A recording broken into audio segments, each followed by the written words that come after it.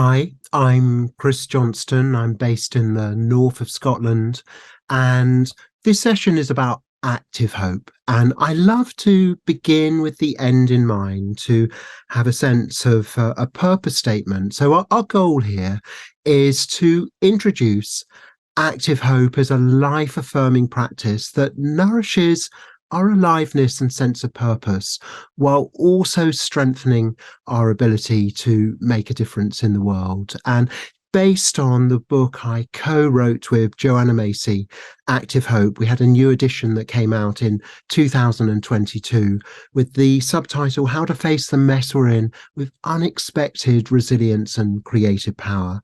And I want to start by saying a bit about why that's necessary, by asking you a question, by asking you, how do you feel when you take in disturbing news about the state of the world? Right, just take a moment to ponder that. What kinds of news do you find disturbing?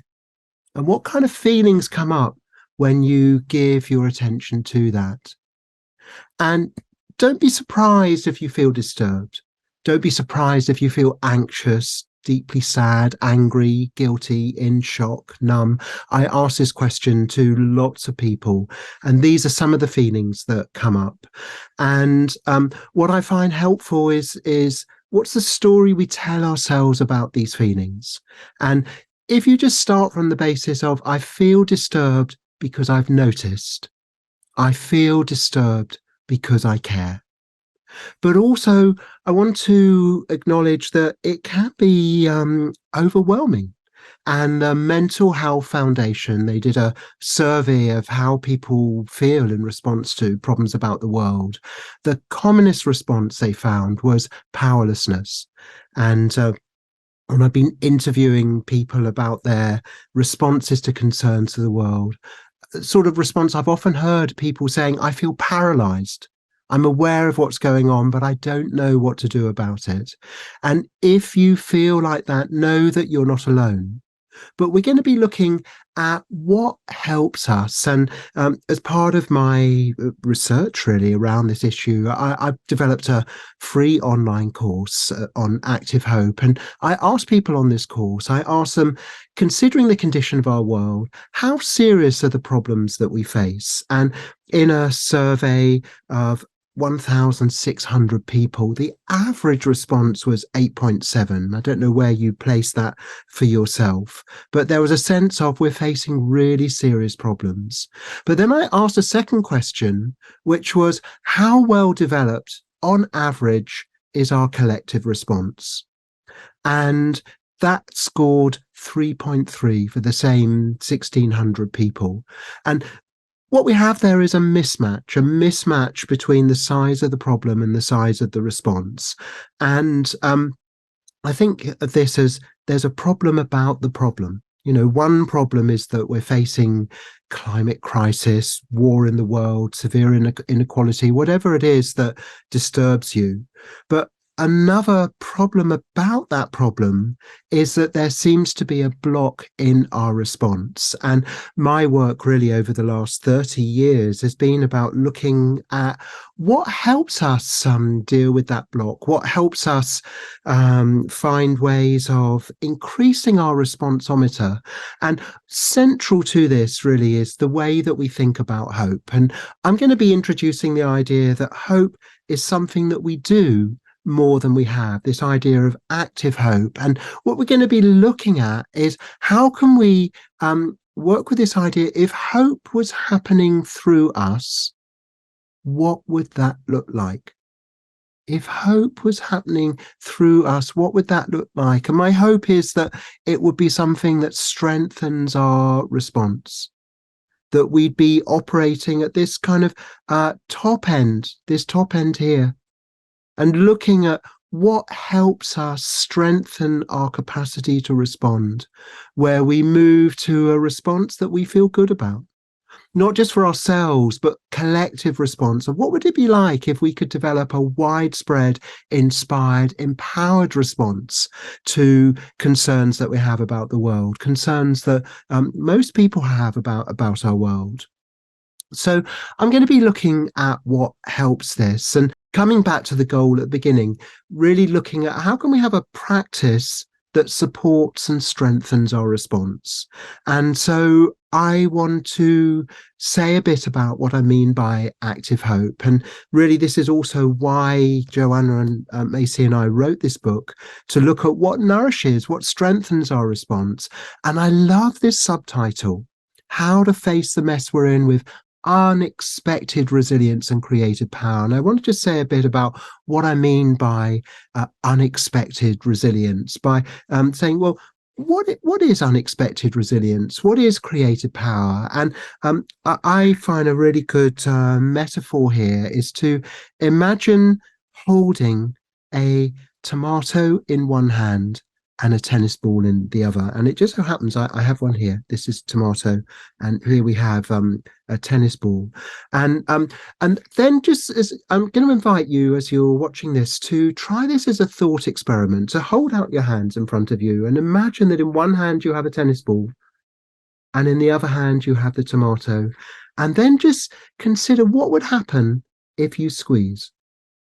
What would happen if you squeeze? And as you squeeze the tennis ball and then ease off, it might push in and then it springs back out. And that's how resilience is often thought of, this sense of springing back into shape. And it's also how sometimes we can think about our world. There's that common expression, you can't change the world. And it's a bit like it's like a tennis ball, that whatever we do to it, whatever we bash it, poison it, pollute it, whatever, that the earth somehow is thought just to spring back into shape. And it does to a degree, but if you push too hard for too long, then you're going to get more like what happens with the tomato. And I'm not going to do this just now. I've done this in courses where I squeeze a tomato, and I was absolutely amazed at how far the pips went on either side. But when you squeeze with a tomato, what you get is some form of collapse. And um, collapse can sometimes feel like the end of the story. And when you're facing bad news about the world, I don't know whether you sometimes feel a bit like the tomato that's been squashed. I have certainly at times in the past felt a sense of feeling like a mess on the floor. But there's something interesting here about a story of resilience, that if we were to do a thought experiment of, say, imagine you squeezed your tomato outside. Imagine you came back a year later.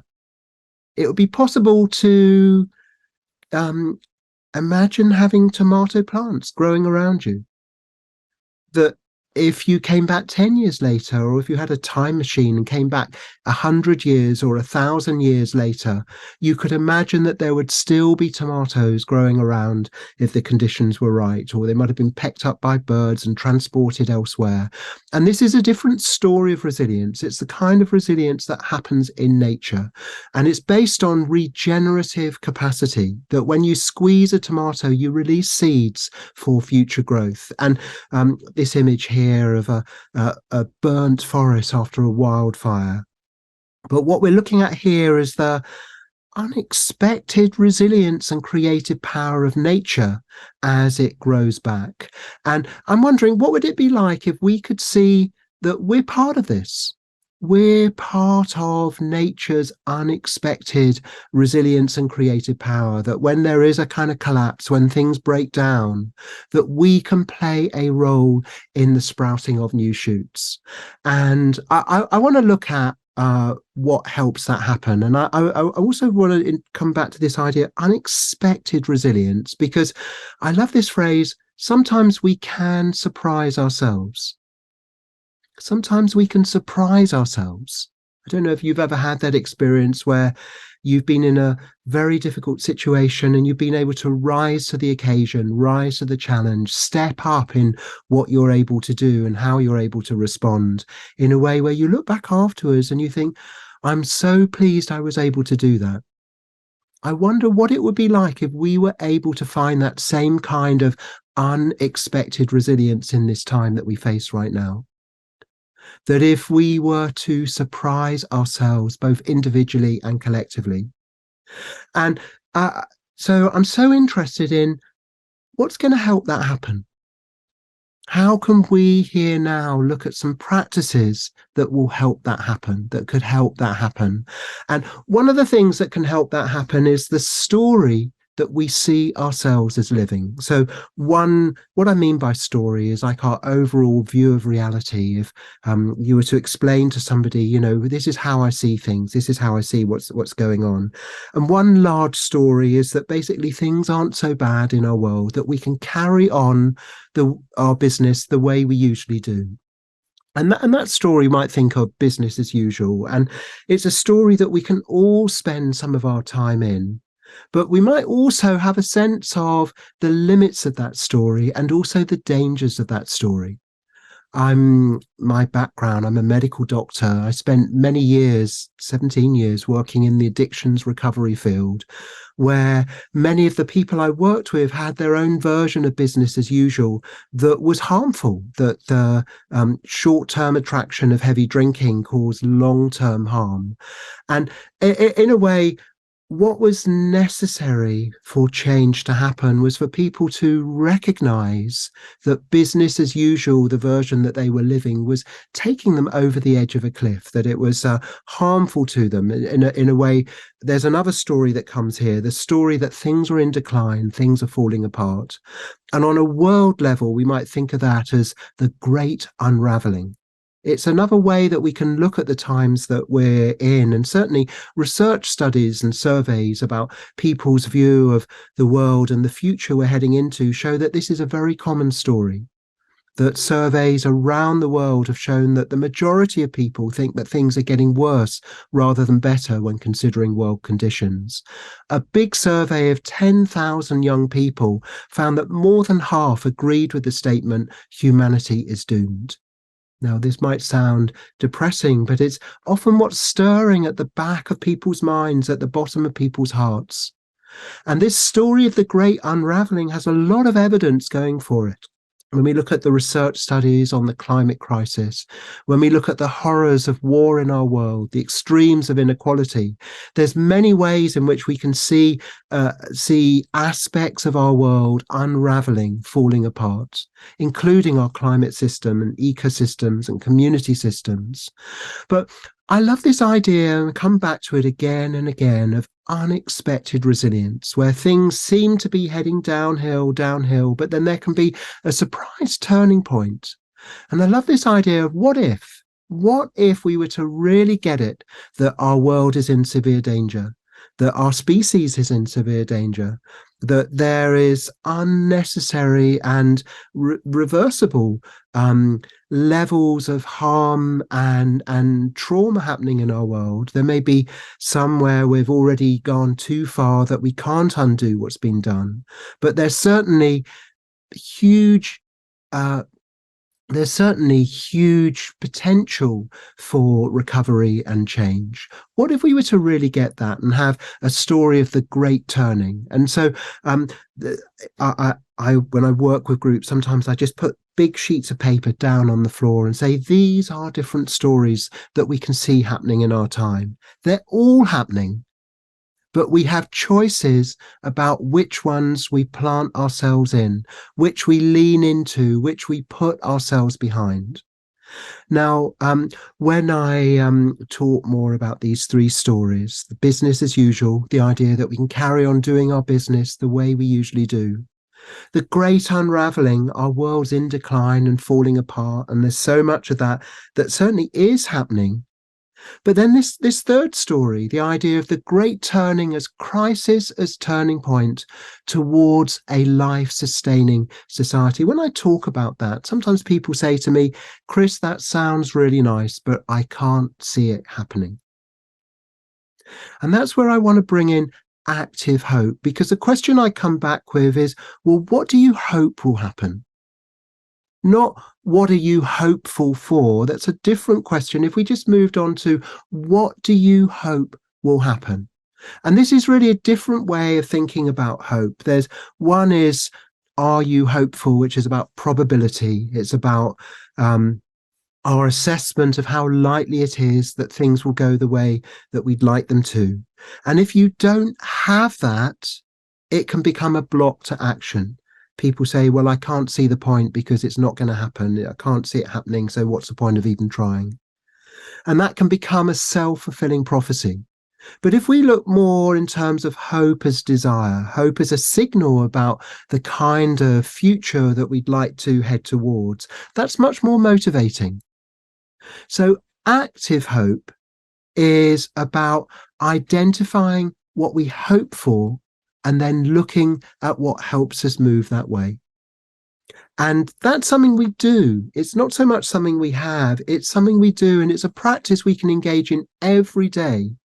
And we're going to be looking at how we can become more skillful in this practice, but also how we can strengthen our engagement in this practice, how we can make it something that's rewarding and satisfying that we want to do every day, just like some people do yoga or Tai Chi every day. We can think of active hope as a practice for personal and collective well-being that we can engage in every day in a way that makes our lives more satisfying. I'm going to just consider this a bit more about what I mean by active hope. And one of the starting premises, really, starting assumptions, is just that this idea that whatever you face, there's always different ways it can go. Some better, some worse. And a lot of my work is about teaching resilience. And I'm very influenced by the work of a team of psychologists at the University of Pennsylvania. They developed the Penn Resilience Program. And one of the questions they ask, they have this perspective check where they say, whatever you're facing, what's the best that can happen here? What's the worst that can happen here? What's most likely to happen here? And you can kind of hold up your hand like that and say, okay, what's the best? Thumbs up to that. And sometimes we don't know what's the best, but we can say, well, I know this way is better than that way. So if I follow this way, wherever that would take me. So what are better ways it can go? What are worse ways it can go? But also what's most likely? But not to stop there. Active hope is about seeing what we can do to make the better options more likely and the worse options less likely. And I think of that as a 3-step process. So you start from where you are, facing what you face, feeling what you feel. Whatever you face, whatever you feel, whatever's going on, that's your starting point. So it's eyes open, mind open, heart open. But then from there, just saying, okay, what's the best or better ways this can go? What are worse ways this can go? Identify your hope. What is it you hope for? And then the third step is to take steps that way. Now, you might not know. You say, well, I hope for this, but I don't know how to head that way. I find very helpful the idea of a preparation stage of change. The preparation stage of change is where you know what you want, but you're not sure how. So you take time to train yourself. And it's here that I'm really influenced by the work of Joanna Macy, and the work really. I sat down with her. This was in 2008, and I wanted to interview her. And I wanted to interview her about what she'd found was helpful in terms of addressing problems of our world, addressing concerns for our world.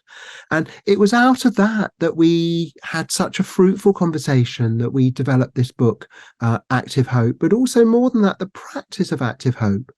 And it's something about not just focusing on what you hope for and have that sense of will it or won't it happen. If we want the great turning to happen and you don't feel hopeful, then bring it into the present moment and say, what would it look like if the great turning happened through you right now, today? And a great starting point is turning up with an intention to play your part. And in turning up, there'll be some things that you want to turn away from and other things that you want to turn towards. And we can do this every day. It's a doable thing. We think of the great turning is made up of lots and lots of micro turnings that can happen in different moments of each day, where we turn up with open our minds and hearts and eyes. We're aware of what's going on. We're taking in the reality of what's going on in our world. But then we're saying, okay, what do I want to turn away from? And what do I want to turn towards? But also, um, when things have really taken a turning for the worse, when things have taken a deep dip, just to remember this sense of wherever you are, whatever you face, it can go different ways, and say, even from the deepest dip, what do you hope for from there? And how can you take steps in that direction? How can you, if you see your hopes as a direction to move in, as something that you can make more lightly? And then it's looking, well, what helps us if we kind of think of unexpected resilience as a powerful force of nature that can happen through us? What helps us play our role in that, in planting or supporting new shoots? And the work of Joanna Macy, and here she is to develop really it started out as a group work approach, working with groups of going around a spiral of um, four themes, four stations, Joanna calls them. Imagine yourselves on a journey. And it's a spiral because although it goes round in a circular fashion, it never comes back to quite the same place. Like each time you go round the circle, it transforms you a bit. So your starting point is somewhere different. But this is a way I'd love to um, I'd love you to get this. If you get this practice of this spiral, how to use this spiral in your life, because as well as being an approach to group work, when Joanna and I worked on Active Hope together, we wanted to say, how can people benefit from this even if they never came to a workshop? And so we developed a practice of going around these four qualities. And I'm going to talk about each of them: the gratitude, honoring our pain for the world, seeing with new eyes, also sometimes known as seeing with new and ancient eyes, and also going forth. And you can do this as a personal practice. You can also do this as a partner conversation, and you can also do it in small groups. And in the new edition of Active Hope, we develop this in the form of 7-sentence starters, and we call it 7-sentence starters in support of Active Hope. And a sentence starter is where you say the beginning of a sentence and you just see what naturally follows it.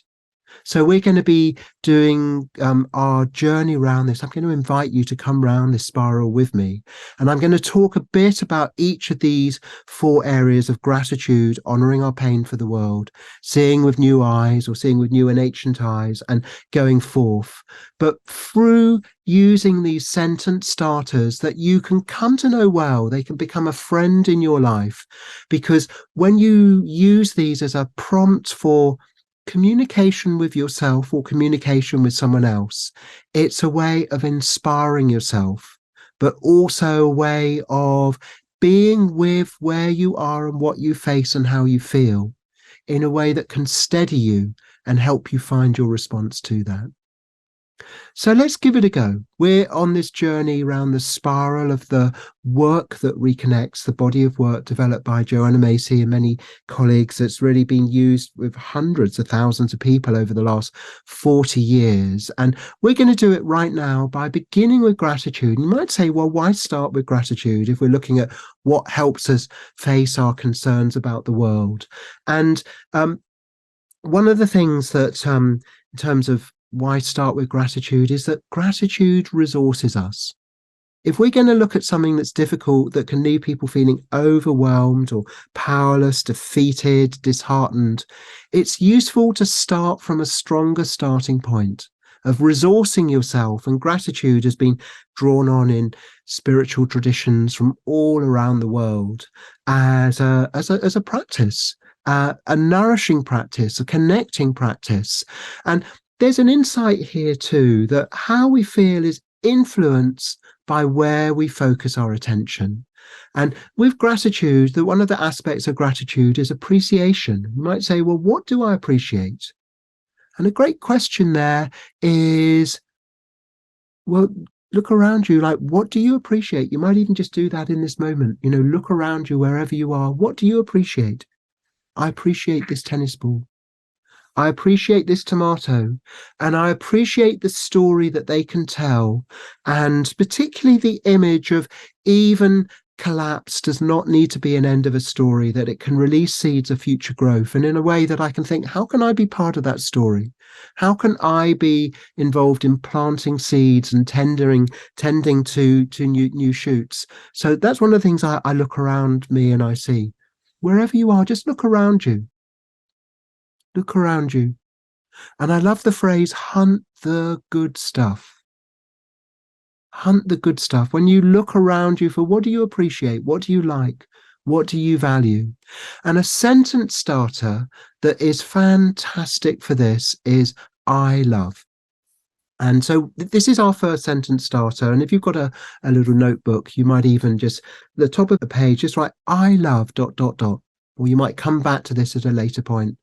And when we do this in conversations, we might just have a minute or two going each way. You know, one person says, I love, and they roll off a whole load of things they love. And the other person might go, I love, and roll off a whole load of things they love. It's fantastic. Conversation is uplifting. It's nourishing.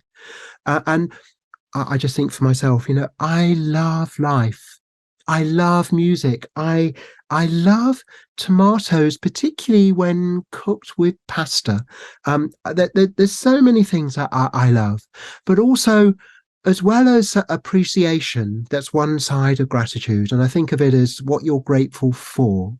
There's also who or what you're grateful to. And if you bring those two together, for two, I think of it as the 42 of gratitude, just as a way of reminding myself of those two different sides of gratitude. So I love dot, dot, dot. Spend a minute on that. And then come to the second sentence starter, which is I'd like to thank. If you're watching a recording, you might just press the pause button. And if you have a notebook handy, see if you can fill a page that begins with I'd like to thank. I do this practice sometimes when I'm walking, and I just spend, you know, a while, okay, from here to the end of this road, I'm just going to do a I love. And then the next bit of the road, I'm going to do I'd like to thank.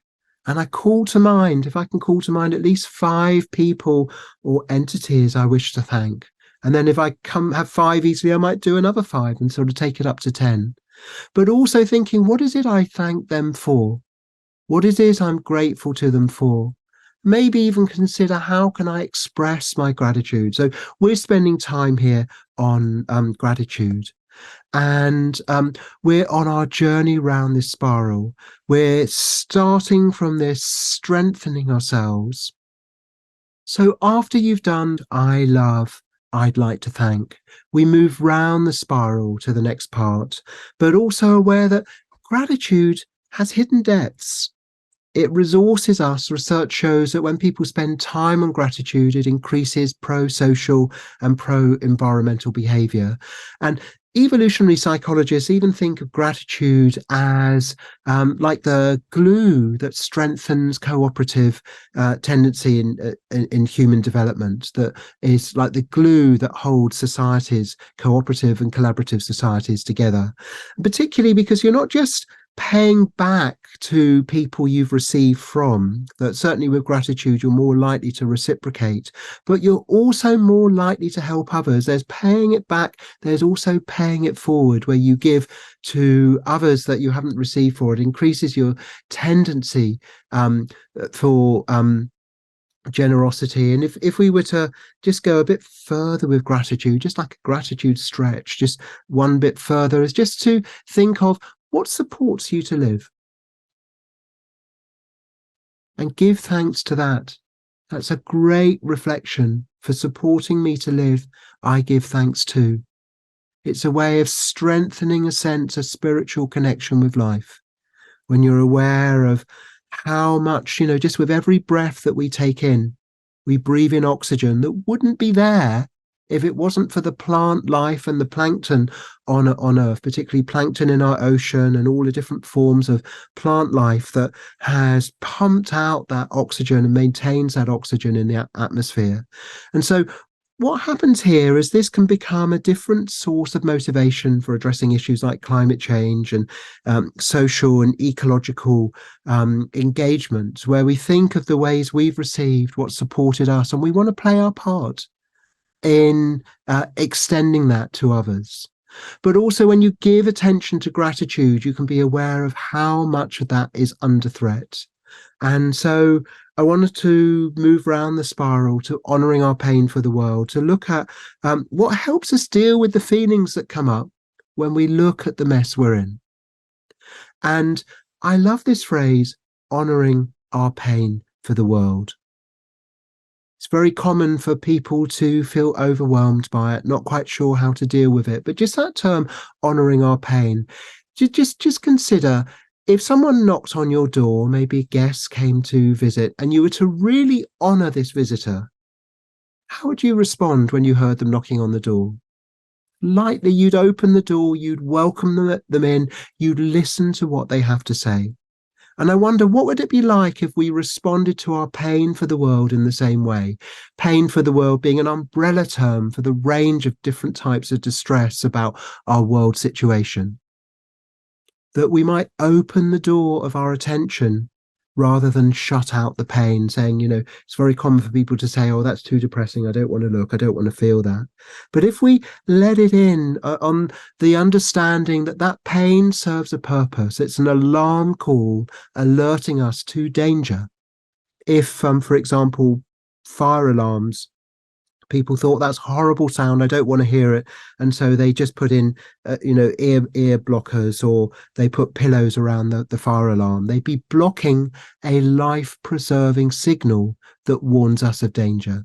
And it's similarly with our pain for the world. It can follow serve a similar function, but also if we recognize that function and we start to respect the value of our pain, then we might also then look at, what does it mean to us? When I'm feeling pain, what's the meaning I give that? What's the story that I tell myself about that? And thinking again of my background working in addictions recovery for many, many years, and very helpful, this idea of hitting rock bottom when people feel the shock, the pain, the alarm, the horror of where their life is headed through addictive behavior. That alarm can become a wake-up call, that crisis can become a turning point. And it's a different way of thinking about pain for the world. Say, okay, maybe this is my wake-up call. This is crisis can become a turning point if I let it. That this could be my hitting rock bottom when I'm really distraught by what I see happening in the world.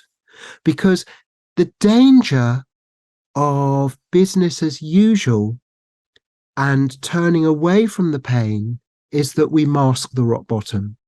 Saw a lot of that happening where people say, this is too much to bear, I can't face it, I'm just going to drink more or use more to blot out the pain. And I appreciate the pain can be difficult, can be overwhelming, which is why we need to look at what helps us be with the distress of a world that is unraveling. And this is where the idea comes of not just waiting till the worst disaster happens and we hit rock bottom, but the idea of raising rock bottom is that we feel the distress at an earlier point in time, that we actually make room for it. We open a door to it. We say, if there's any pain there, I'm going to notice it. I'm going to listen to it.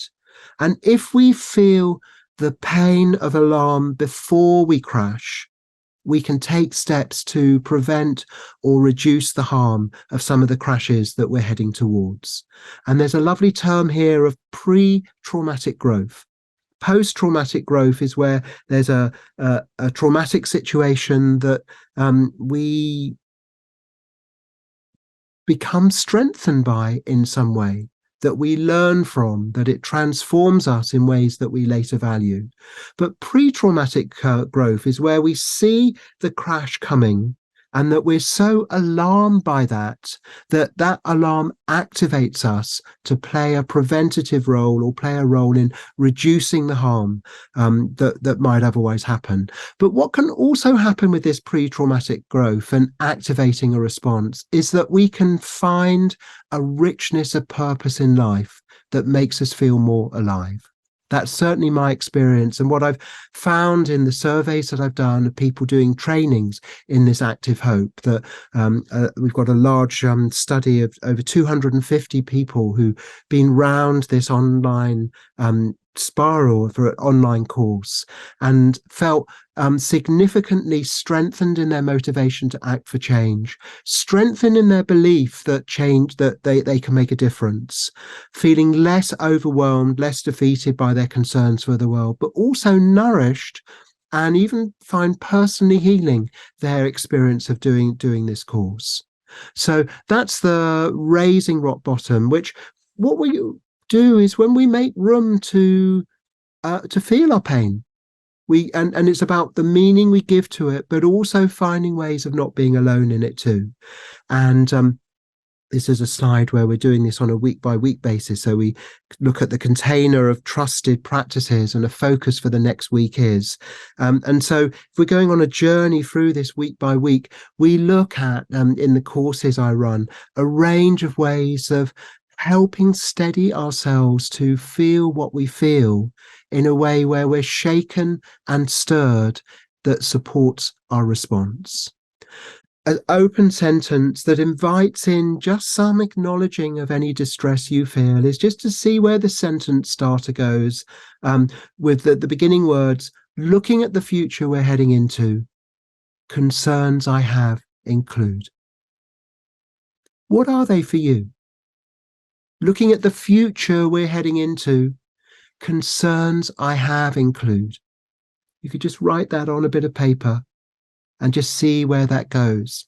Or take turns in a conversation, might be with one other person, or it might be a group of you just going around, having a round where you hear from each other, looking at the future we're heading into, concerns I have include. This is a life-preserving conversation. But it's often difficult because there can be taboos about talking about the things that most concern us. There might be a fear that somehow we might depress other people, or that we might get stuck in a place of gloom. But there's something here about having this conversation within a structure that starts by resourcing ourselves in gratitude. And if it ever feels too much with honoring our pain, then take a step back and do a bit more gratitude. Resource yourself. But then there's facing the storm that we're in, making space for that, conversational space. But then once we've done that, once we've named what concerns us, and also given space to honor any distress that may come with that, the feelings that come with that, perhaps just writing them down, or giving voice to them. So sometimes a second sentence starter we add here is, so looking at the future we're heading into, concerns I have include. And some of the feelings that come up when I think about this are, or include. What are they for you? But now we're going to be looking round the spiral at the next stage, which is about supporting our response. And as we move into seeing with new eyes, and as I said, sometimes think of this as seeing with new and ancient eyes, and I'll say a bit about why that, about that. A sentence starter we often use here with this 7 sentence starters is something that inspires me is. Something that inspires me is. What is that for you? Or have a round with a group of people where you swap your inspirations, you hear from each other. Because one of the things about inspiration is it's a bit like electricity. You know, electricity, when it passes through a light bulb, the light bulb lights up. Inspiration, when it passes through people, the people light up. And it can be transmitted from one person to another. That you can have a conversation with somebody and they talk a bit about what inspires them, and you pick some of that up. It lightens you up a bit, and then you talk to someone else and it passes on like this. This is also a conversation that is needed in our time. So I'd like to share with you some of the things that inspire me. And one of them, I call it the thumb experiment. And I'm going to invite you to do this with me now. And what it is, you just hold your thumb just out, sort of like if you extend your arm, hold your thumb up, and then look at the thumbnail. And then what I'm going to suggest you do is, if you just look around you in the room, see if you can put your thumb in front of something to block it out. But I'm going to ask you just to look with one eye. So close one eye, and then looking with the other eye, see if you can move your thumb around the room and just block something from view. So I can see there's an opener to the window here that when I put my thumb in front of it, I can't see it. Now, what I'm going to invite you to do is swap eyes. So what the eye that was closed becomes open, and the eye that was open becomes closed. And you might even move from one eye to the other. And what I find that when I do this is that with one eye, there's something that's blocked from view. But when I look with the other eye, I can see what had been hidden.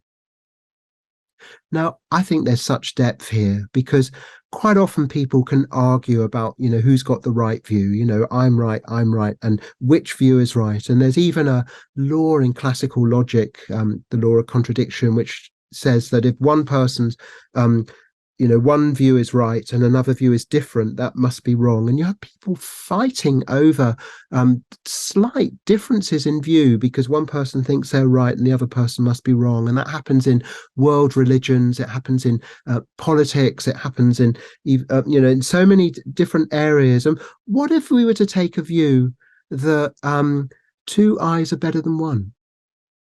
And when you bring those views together, sometimes when you have a view that's different from your view, you can see things that have previously been hidden from view. When you have that idea, it actually makes you much more open to diversity, makes you much more open to being curious about when people disagree with you, rather than engaging in some kind of argument or debate about who's right. And the reason this isn't so important is, if you recognize that something can be blocked from one perspective, hidden from view from one perspective, but revealed when you have a new perspective or a new view, what would it be like in terms of all the areas where you feel blocked and you feel it's impossible to move forward? Could it just be that it's a bit like you're looking with one eye and the thumb is actually blocking the view of what would lead to a way forward? The seeing with new eyes is about opening to the power of a new perspective, that when you can look in a different way, you can see things that have been previously hidden. And just for an example of this, I've got here an image of a whole load of square shapes arranged in a circle. And if I was to ask the question, which square makes the circle happen? It seems like a nonsense question. Which square makes the circle happen?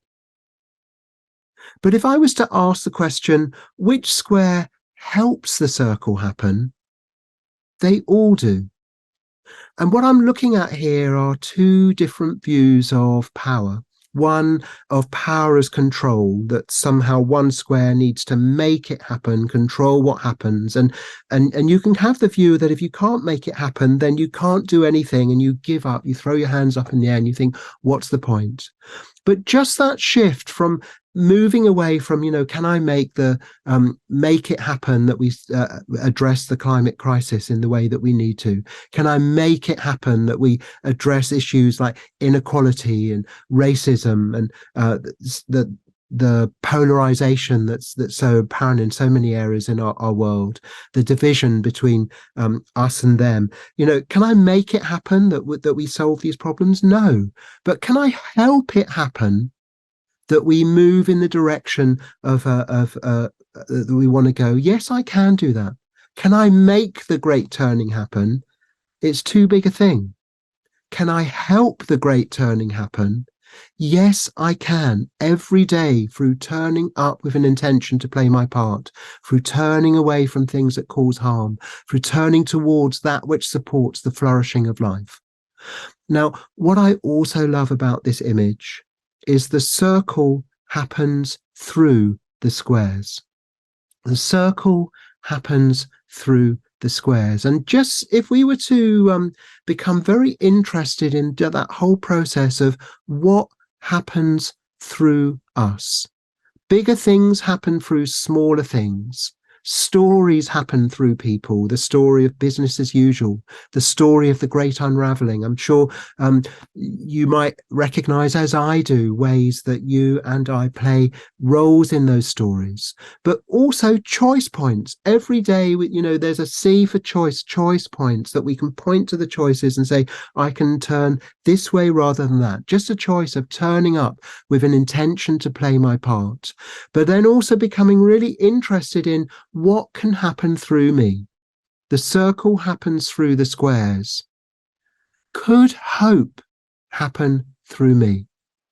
Could hope happen through my choices, my actions? Could hope happen even through the choice of where I put my attention, how I talk to myself, how I talk to other people, what story I put myself behind and want to be part of? So I find this so helpful. It's something I come back to every day, kind of a sense of, okay, what would I like to happen through me? But also in terms of influence, if we're moving towards this power as influence, influence goes up and down, from smaller parts to larger systems, from larger systems to smaller parts. And if we have this sense of we are both affected by the society, by the ecosystems that we're part of, but we also influence them, we can see this sense of there's something about possibility, that when you look at larger systems and what they can do, it's on a whole different level than when you just focus on the smaller parts. Don't know if any of you are familiar with termites' nests, but termites' nests, they have advanced systems of air conditioning and temperature control, that even though the outside and very hot climates where termites live might be incredibly hot in the day and much colder at night, the temperature in the center of the termites' nest remains remarkably constant. And how does that happen? It's the termites, what they do, they've got this whole network of tunnels through the termites' nest. And when it's very, very hot, they all lie flat round the entrance to these air passages so that air can flow through the termite's nest and cool it down. But at night time, when it's cold, they all huddle around the entrance to the air vents and block the flow of air in a way that keeps the heat in the termite's nest. If we only consider our individual abilities of what can I do, we don't get any sense of what's possible when we act as larger systems. And this is really what happens with climate change, for example. We might think, what do? I don't, I can't really do much about this. But it's the lots and lots of tiny actions adding together that lead to the devastation in our world. And if we can be part of the problem, we can also be part of a positive response. It's about turning up with an intention to play our part, turning away from the ways that we might cause harm, turning towards that which supports the flourishing of life. So if larger systems can happen through their parts, a termite's nest can happen through the termites, what happens through you? What are you part of? And how through your choices can you change what happens through you in a way that contributes to positive change in the world? That you can be part of the story of the great turning, part of a story of resilience, of justice making, of the healing and recovery of our world. And there's something here about power and influence. Some people say, just focus on your circle of control and just accept anything out that as something you can't really do much about. But I think when we start thinking about what can I help happen, you expand your range of influence. You move beyond the things that you can make happen to the things that you can help happen, your circle of visible influence. And there's some things that you play a role in that extend beyond what you can see and identify as down to your personal agency. And I think of that as the circle of invisible influence. It's something about we all have ripples extending from our lives beyond what we can see. One cause of way of looking at cause and effect is A causes B. I can make this happen. But another is a more indirect way. I can add to a context that makes something more likely. I can't cause the great turning to happen all by myself, but I can add to a context that makes the great turning more likely. We all can. So having this seeing with new eyes is like holding the thumb up, being aware that when you look with one view, this idea of what's my part to play, it may be very difficult to see. What's my power to make a difference? It may be very difficult to see. But when you see with new eyes, it's like you shift eye, something that was hidden can become revealed. And when you have a sense of your capacity to make a difference in the world, then the question comes up of, well, what can I do?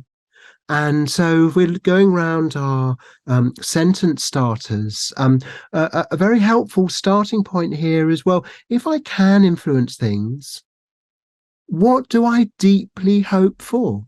So just as we had one sentence starter, looking at the future we're heading into, concerns I have include. There's another side of this, which is looking at the future we're heading into, what I deeply hope for is. What is that for you? Looking at the future we're heading into, what I deeply hope for is. But then in terms of this 7-sentence starters, that's the first one of going forth. But then to look at what's a role that you can play in support of that. It might be, a leading role. It might also be a supporting role. You might see someone else who's really playing an important part, and you might think, I want to look at what I can do to support them. It might even be simple things like sharing posts from them, talking to people about some of the ideas, but then saying, how can I engage in active hope? If I hope this will happen, how can I be active in heading that way or making it more likely? And so once you've got a sense of what your role is, a part I'd like to play in support of this is, then the last sentence starter is about a step you can take in the next week is. A step you can take in the next week is. So I'm going to come back to the 7-sentence starters. We've been going around the spiral of the work that reconnects, which Joanna Macy and I describe in our book, Active Hope, but also through the Active Hope trainings. We've set up a free video-based online course at activehope.training. And groups all around the world are meeting to do either the book together or the online course together, setting up circles of active hope. And this is one of the core practices. And I'd love this to, if you're finding this helpful, for you to think of this as a tool that you can take away, where you just start with gratitude of, I love ... I'd like to thank whoever it is. Then moving into honoring our pain for the world, looking at the future we're heading into, my concerns include. And to give voice to them, to name them, not to shut them out, but to honor the disturbing information and any feelings that come with it, as this is the signals that can activate our response. But also, when we're looking particularly at disturbing information, it's so important to look at what inspires us, that we may reveal the tools, the practices, the different resources that can help us find our capacity to play our part. So facing these concerns, what inspires me is. And then we move to the going forth with 3 different elements. First, looking more broadly, looking at the future I'm heading into, looking at the future we're heading into, what I deeply hope for is. What is that for you? And you can ask that every day. It might be something slightly different, or you may have strong themes that come back again and again. What I deeply hope for is. An active hope is putting yourself behind that hope, choosing to support that hope. And the next sentence starter is a part I'd like to play in support of this is. So what's your part in support of your hope or in support of your hopes? But then looking at in the story of following that purpose and playing your part, what would that look like in the next week? If that hope was to happen through you, what would it lead you to do over the next 7 days? And if you identify the step, then go ahead and take it. And what happens that if we populate our lives with the steps that we're taking that support our hopes, then what happens through us is active hope. It's enlivening. It engages our sense of being part of life, that we're in service of life, that we're playing our part in the incredible power of nature of unexpected resilience and creative power. If you'd like to explore this more, I recommend our book, Active Hope, How to Face the Mess We're In with Unexpected Resilience and Creative Power, or go to activehope.training, where you'll see the free video-based online course. So we've been on a journey round the spiral, and this is a practice that you can engage in every day. We've talked about the 7 sentence starters in support of active hope. That's, I think of it as the short form of the spiral. But there's such a richness in each of these areas that I really encourage you to explore this form. And one of the ways to explore it is through our book, Active Hope. But another is through the free video-based online course at activehope.training. It's a 7-week course where there's an hour or 2 of video released each week, and you can do it by yourself, but you can also find a friend or a small group to do it with, and maybe meet up from time to time as you're doing it. That people all around the world have, we've had really great reports of people using this in company and finding it deeply transformative. I'd like to thank you for spending time with me, and then think of us here together. What can happen through us if we were to start to think of hope as something we do, and ask the question, what would hope look like if it was happening through me today? I wonder how that would change our lives. I wonder how that would change our world. Thank you.